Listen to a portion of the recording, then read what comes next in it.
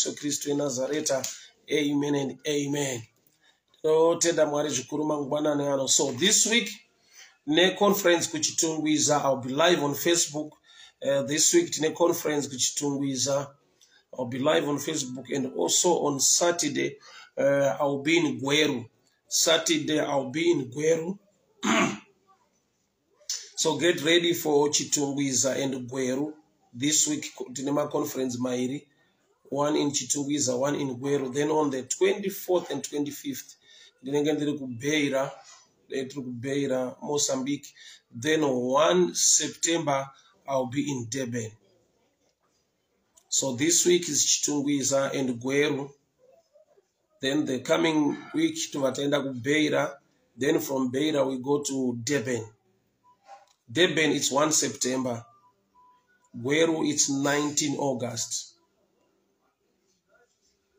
Tambudzai Gwanzura, God bless you. Kudzai Kandiao, may the good Lord favor you. May the good Lord protect you in the name of Jesus. So 1 September, I'll be in Beira. Then on the 4th up to the 10 September, I'll be in Pretoria. I'll be in Pretoria from 3 September to 10 September. I'll be in Pretoria. Then back to Zimbabwe. Then 22 September, I'll be in Cape Town. Tambudzai Gwanzura, God bless you. Yeah, on 22 September, I'll be in Cape Town. 1 September, I'll be in Durban. 3 to 4 September, I'll be in Pretoria, Johannesburg. Cherit Aida, God bless you. Captain Mangwiro, may the good Lord bless you. So Kanauri Durban, I'll be there. Kanauri Cape Town, I'm coming there. Kanauri Pretoria, Johannesburg, I'm coming there as well. God bless you, God bless you, God bless you, God bless you. Nyasha Zwanzwe, Mariwa Kuchengete, Mariwa Kugonese, Mozi Tara Jesu Kristu Nazareta. Ochad Makonye, may the good Lord bless you. Mariwa Kitre Nyasha, Mariwa Kropa Fadze. Baba ni notaura nyasha naropa fadzi mupenyo wana venyu nyasha dzenyu ngadzidururwe muvagonese muvachengete muvarwire. Every plan of the enemy against their lives must be put to shame. Every plan of the enemy against their lives must be put to shame. I speak success.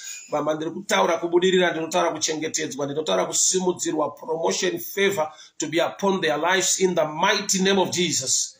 Vachengetei vagonesei varwirei mangwanani ano muzita raJesu Kristu Nazareta. Amen and amen. Sergio Ernesto, how are you doing, my brother? Komsta, how's Mozambique? I'll be in Mozambique 25 August. Komsta, God bless you, God bless you. Obrigado. Sergio Ernesto, I'll be in Beira, so I hope I'll meet you. Sonia Bascoro, God bless you. Persuade Hungwe, how are you doing? May the good Lord bless you. Shelton Mtenda Mambo. Nyasha Zwanzwe, Mariwa Kuchengete, Mariwa Kugonese, Mariwa Kurwire, Muzita raJesu Kristu Nazareta. Kaylee KB, God bless you. Brian Maradze, may the favor of the Lord be upon your life in the mighty name of Jesus. Makatabusha. Libadaya Nderibu Suketa. Mariga daya sole godia takabajianti ba menta baradiasa muchene wakatendeka ndinotaura nyasha nekugoneswa mupenyu vana venyu varwirei baba vachengetei vagonesei muzita raJesu Kristu Nazareta.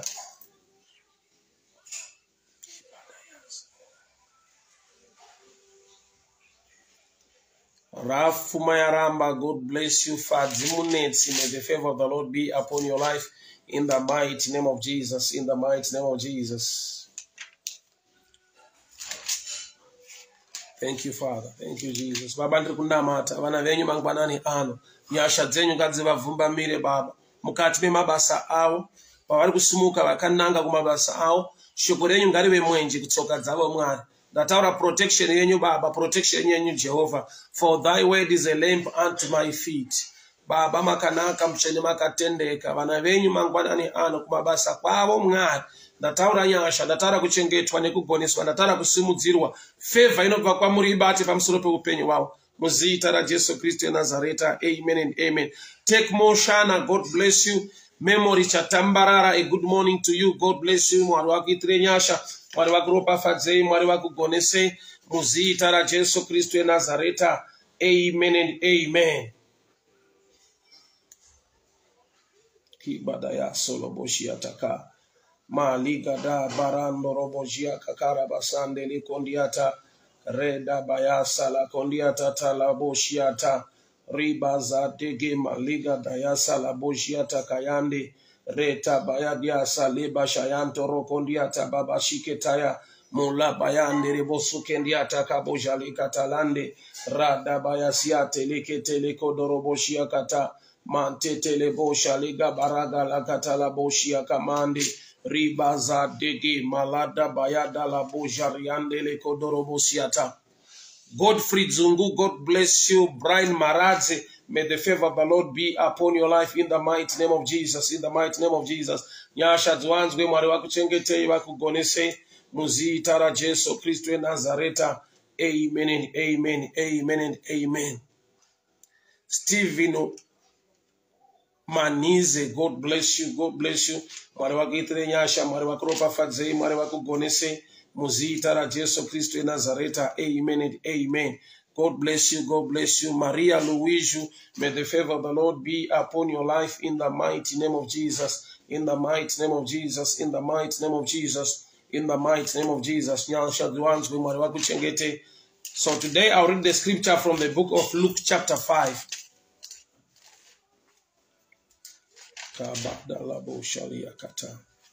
Luke chapter 5, Luke chapter 5. Adonia Mandombe, God bless you. Patima Zenge, may the good Lord bless you. Luke chapter 5.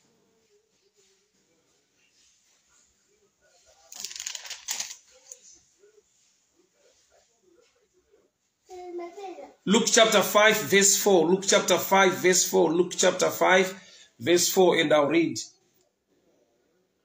Now when he had left,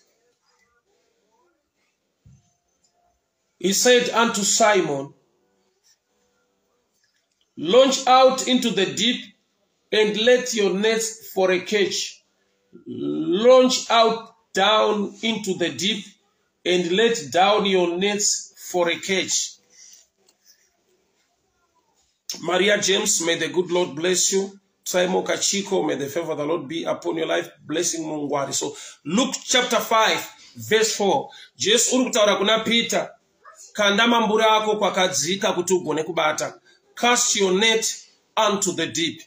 Nyandatara nezvayapana pandeye kuti shokoro kuti deep calleth unto deep. Nyandatara nezvayapana pandeye kuti there are times yekuti you are under attack, yet uri mu right place doing the right thing, but you are not going deeper.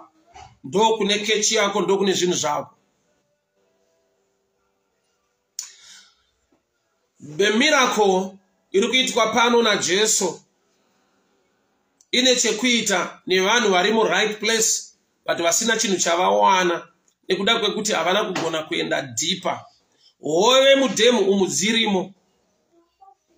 Jesu wakangovapa an instruction to cast their nets deeper, which means there are times yekuti you are in the right place doing the right thing, but hausienda deeper enough kuti ugone kusangana ne blessing yako.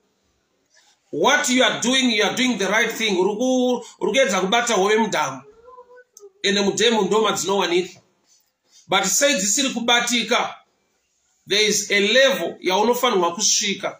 There is a level yaunofanirwa kusvika kuti ugone kubata, ugone kuattracta zvimwe zvinhu. Ndinoda kunamata kuti Mwari vaunze a new level in your life. Ndinoda kunamata kuti Mwari vakupe the grace and the favor yekuti ugone kubata, ugone kusimuka. Pauri ipapo panoita. Don't change. Havana kunzi hai waibva padhamu iri hove dzapera hamusisina. Fish dzirimo mudhamu rauri, blessing iripo pabasa pako, blessing irimo mufamily mako. But there are times yekuti uri kuoperate at a wrong level nekuda kwekuti vakangonzi cast your net deep deep, dzikisai. Kureva kuti kune nyasha dziripo zvekuti wakaipa ari kukuzevezera sometimes kuti usuduruke pauri achiti hapasisina zviripo. Ava vadzidzi vakatowanikwa vachitowacha maneti avo ready to go home. Havana kubata musi uyu, kwete nekuti hove dzapera mudhamu hamusisina, but inyaya yekuti vaioperata at a different level, at a different level. Saka Jesu paari kuuya ari kungovapa instruction to change level. Cast your net deeper, cast your net unto the deep, cast your net unto the deep. Kureva kuti kune chinogona kukurwisa uri right place, chinokupa a mind to quit or to resign or to run away. But I thank God nekuti Jesu paakauya panzvimbo iyi akaunza a message ine chekuita ne level. May God change your level. Panzvimbo yauri papa pane blessing. Bandiri kunamata kuti Mwari vaunze promotion in life mako. Uende pa a better level. Yaunosangana ne fish dzeupenyu hwako, yaunosangana ne blessing, yaunosangana ne ropa fadzo. Pauri papo panoita, but you need the grace to go deeper. So the deeper and sometimes it's promotion at your place. The deeper and it's another level of favor. You are not kusangana nayo. Uri munzimbo ya uri yoyo. You are not but there is God in heaven who can still bless you in the same place. Vana veIsrael vachifamba vari mugwenga, musina nyama, musina chekudya. God gave them meat. So sometimes the place yauri you are about to quit, the place yauri there is nothing chauri kunyatsa admire kuona kuti chichinoita. Zvekuti your heart mind yako watova ne mind yekuti I need to move, I need to go somewhere. Father, I pray in the mighty name of Jesus. Ove ngadzibatike. Kwete ove beds asizhinji. Baba ndiri kunamata ndiri kutaura favor. Nyasha dzenyu ngadzionekwe muupenyu vana venyu. In that same place, you are the God of wonders, you are the God of miracles. Baba ndiri kutaura a new level, a new level, a new level, a new level. Ove ngadzibatike, ove ngadzibatike, ove ngadzibatike. Zhinji Mwari wangu muzita ra Jesu Kristu eNazareta. Amen. I'll read again. And when he had finished speaking, he said to Simon, put out unto the deep and let down your nets for a catch. And Simon answered, Master, we toiled all night and took nothing, but at your word I will let down the nets. So the secret here, iri kumuva nekumotivata Peter kuti akande mambure kwakadzika after aita analyzer atsanangura kutaiwa usiku wese hapana chatabata, but according to your word, which means the word of God, the word of God, the word of God must be the basis. Ndo panofanirwa kudyarika trust yako nekutenda kwako. According to thy word, according to thy word, ndokubva vakanda mambure kwakadzika. And when they had done this, they enclosed a large number of fish, and their nets were breaking. Their nets were breaking. Pavakaita zvataura Jesu, vakabata hove dzakawanda, and their nets were breaking. There are two things here: the miracle, the blessing, and the breaking net. The nets were breaking. Mambure ari kudambuka, mambure ari kubvaruka. The nets were breaking, but their catch was so big. I want to explain something here. Kubvaruka kwemambure munzvimbo yawanzi naJesu Isa, mambure akubate dzakawanda. That's a picture yechinhu chinoopposa, chinorwa nemunhu aita the right instruction. Whenever you do what God says, the devil will not be happy. But one thing chandoda kukupa guarantee, the word of God is so powerful. No matter the breaking of the net will not deny you your blessing and your miracle. So there are times yekuti uri kusangana nema disappointments, yet you are doing what God said. Pauri kuda kuedza kuenda deeper, there are people fighting you. Pauri kuedza kufunga kuti no, andichabva pano, I need to go deeper, I need a blessing, I need something good. Unotanga kufightwa. The devil knows kuti kwa wakuenda ndokune a bigger case. So he tries to throw things against you. But one thing I want to help you understand, the word of God is so mighty, so powerful. Ikoko kwakadzika kune zvinorwa nemambure yako, but azvitatise mambure yako kuti abate hove zhinji. nokuti wakanda mambure according to the instruction of God. May the instruction of God protect you. May the blessing of the Lord be upon your life. The breaking of the net must not disappoint you. The breaking of the net ashfanwa kukubata nekukurwadza, because one thing I know, iroro net ririkubvaruka richakupa a testimony, richakupa a blessing. So in every area in a blessing yako kune chinorwa nenet rako. What is your net? Your net is your skill. What is your net? Your net is your ability. What is your net? Zvinhu zvaunogona. Kune vanhu vanenge vakutaura zviri negative pabasa ipapo kuti haugona uzive sei unoda kupromotwa nekudini nekudini. But one thing I know, net nyangwe rikabvaruka, even if the net began to break, you also break a record with a breaking net. Get this one. You break a record with a breaking net. Net ririkubvaruka harikutadzise kuachieva nekugamuchira zvawanzi naMwari unogamuchira nekuda kwekuti wateerera Mwari. So which means net rakabvaruka nehove zhinji izvozvo hazvisi muremu yecommon sense, nokuti rikangobvaruka you lose a lot of fish. Hove dzinobuda nekuti net rabvaruka haugoni kuva nesuccess. But kuzova nesuccess nekubata hove zhinji nenet rakabvaruka, that's a picture of grace. May the grace of the Lord be upon your life. Usazvitarise senet rakabvaruka, zvitarise senet raenda kwakadzika riri kuteerera instruction yaMwari. Iroro net riri kubvaruka, the breaking net will also break a record. The breaking net will also break a record.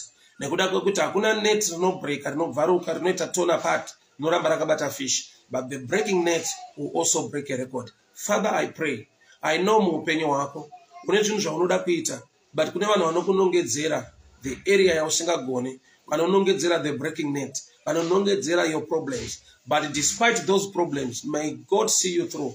May your promotion be real. Sumudzirwa. Vanhu vachitoti hana zvaanogona, hana zvaanoziva, but kusumudzirwa kwako kuri kuuya nekuda kwokuti uchaziva kuti ndiMwari wakonzera kusumudzirwa kwako. Hausi kuzobata nokuti your net is very strong. Hausi kuzobata nokuti net rako rakasimba, but net mukubvaruka kwayo riri kungokuratidza kuti chakasimba risi net asi kuti ishoko raMwari riri kodzera kuti ubate. Father, I pray and I thank you for your grace. Muupenyu hwevana venyu Baba, ndikunamata muupenyu waBevelyn Chiunda, I speak blessing. Baba, breaking net, let her break a record. Muupenyu waBlessing Mungwari, ndiri kutaura nyasha. Muupenyu waBelinda Arnold, I speak grace and favor. Sergio Ernesto, may the good Lord bless you. Mike Udzaitaru, nyashangadzi wanzwi Mwari wakugonesei. Ndinotaura nyasha, ndinotaura kugoneswa. Makaita Msache, may the good Lord bless you. Cynthia Kamanga, God bless you. Lee Chiome, may the good Lord bless you. Nyashangadzi wanzwi Mwari ngavakuchengetei, Mwari ngavakugonesei. Stella Mazonde, may the good Lord bless you. Evelyn Ndebele, may the favor of the Lord be upon your life this morning. May the breaking net break a record. May the breaking net break a record. Shokorati pavakakanda kwakadzika vakabata hove zhinji and their net began to break, but the breaking net harisi kuzoluza fish. May God bless you. May God protect you. May the favor of the Lord be upon your life. Don't get sarwadzi wasanetseka nekuda kwenet riri kubreka the record uchangoibreaka zvakadaro. Usanetseke kuti pane vari kukumukira vasiri kufara neupenyu hwako, vasiri kufara nemashandiro ako. But one thing I know, the grace of God will see you through. In the name that is above every name, in the mighty name of Jesus.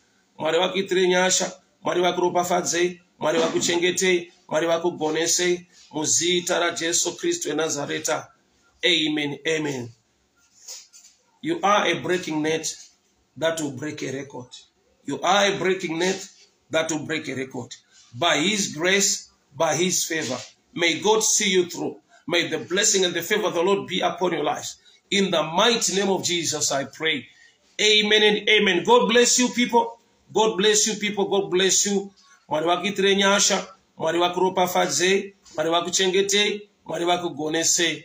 I know we'll meet tichasangana Cape Town, Durban, Beira, Gweru, Chitungwiza, Joburg, and Pretoria. God bless you. Bye-bye.